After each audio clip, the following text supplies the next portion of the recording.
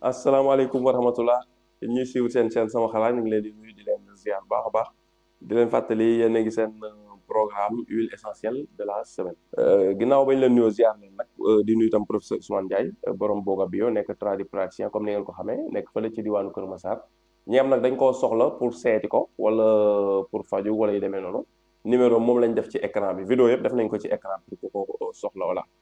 tey nag huile essentielle bi ñu professeur indil moom mooy arbre à thé muy tea tree voilà c'est anglais noonu la n'est-ce pas voilà léegi huile essentielle boobu professeur la ñu woon xam tey maanaam ay jariñam ci li nga xam ne wér-gu-yaram ak ni nga xam ne noonu lañ koy jëfandikoo. salaamaaleykum suñu Pape Mor maa ngi lay ziare ñëwaat ci programme huile essentielle rek comme ni ñu ko waxee xanaa ba léegi ñu ngi ci huile essentielle nag comme ni ñu ko doon waxee rek.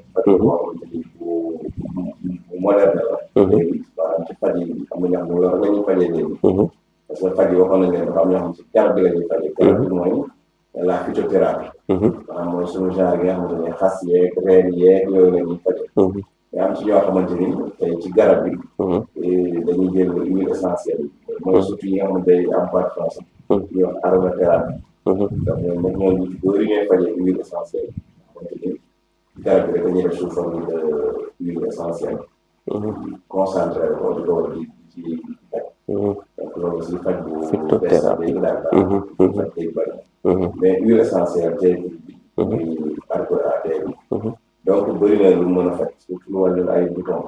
ay picc ci kanam bi demee noonu. lu mel ni wàllu saqat. mën na ko saafara. lu mel ni ay kii nu mu tudd ci fièvre. wax nga ci yaramam day tàng. moo xam surtout bu dee xale yi ak yu demee noonu. ñi nga xam ne dañu amee lu mel ni kyste. baax na si ñoom. ñi nga xam ne dañuy amee lu mel ni sinusite.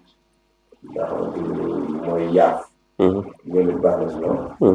ñi nga xam ne dañuy amee ay affection hivernale maanaam nawet bi ñëwee. ñu am yenn jafe-jafe yi si wàllu comme ay seen yaram yeeg yu demee noonu. wala ay infection ñoo xam dañu amee ay infection urinaire wala infection bi mënti na. moom huile essentielle yi baax na ci infection surtout. ñi nga xamante ne dañu amee ay maux de gorge. seen baat yi day am ay problème yu demee noonu. moom it huile essentielle bi baax na ci moom. ñi nga xamante ne dañu amee des bronchites. bronchite toujours wax nañ ko fi mooy problème ay dënn yu demee noonu. huile essentielle bi baax na ci moom. ñi nga xamante ne huile essentielle la boo xam ne c'est antibiotique. moom baax na antibiotique antiviral. bon tout ce qui est ay virus ak yu demee noonu. wala ay microbe yu demee noonu moom it baax na ci. donc mais tamit fort na c'est un anti-infection. surtout wàllu infection bu ñu ko tuddee muy infection urinaire infection vaginale. moom it da ciy am doole. da ciy bëri doole.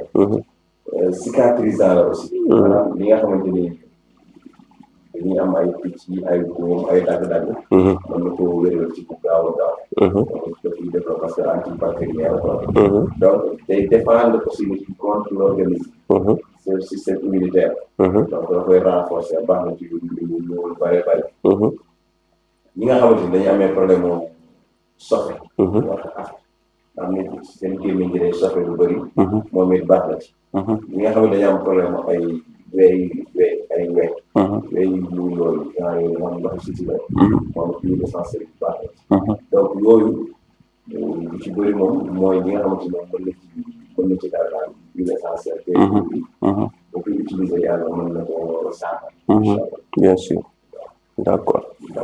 kon yaakaar naa huile essentielle la boo xam ni comme mbokkam yi am na solo mais tam ma lay laaj question xëy na daan ñoom dañ nekk sa xel mooy ndax mën nañ ko am fii Sénégal. waaw huile essentielle comme ni nga wax sànq rek. voilà. bépp jox naa ne rek am na Sénégal. waaw disponible na fii. donc ko bëgg jënd rek bu laajee dina ko. boo nee wala rek xam nga day utile fii. ñu jox la. voilà.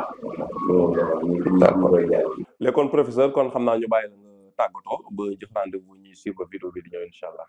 waaw sëñ Ba ñu ngi lay nuyu di la ziar di nuyu mbokk yu internet yëpp comme ni ko waxee rek vidéo bi di ñëw. ñu waxtaan ci huile essentielle huile végétale baobab. du ñu wax njëriñ ñi nag mais ci wàllu économie la ñuy wax. pour sensibiliser nit ñi. ñu doon wax. donc ñu ngi nuyu ñëpp di gërëm ñëpp. asalaamaaleykum wa rahmatulah wa barakatuh. waaleykum salaam wa rahmatullah.